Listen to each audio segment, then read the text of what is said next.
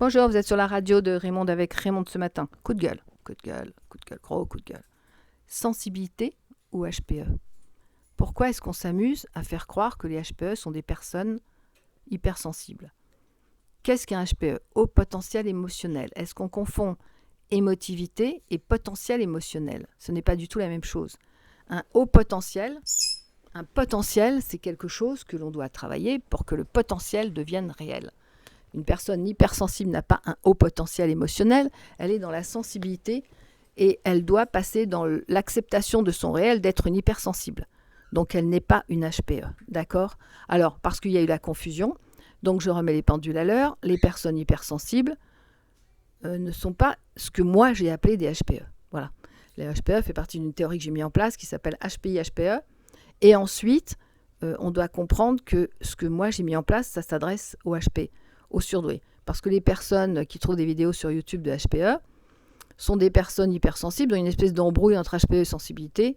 Donc il y a une différence entre le potentiel, ce qui est notre devenir sur lequel on doit travailler pour arriver à développer, avec l'hypersensibilité qui est juste une acceptation de cette sensibilité qui n'est pas accompagnée de haut potentiel. Le haut potentiel étant un mécanisme et la sensibilité étant un état de fait, voilà, un élément de la personnalité. Alors évidemment que les hauts potentiels émotionnels sont hypersensibles, mais les HPI aussi sont des hauts potentiels émotionnels en devenir. Voilà, et c'est tout ce mécanisme. Donc je ne vais pas développer sur YouTube parce que beaucoup de personnes prennent ça, refont des vidéos, vous font passer des tests, etc.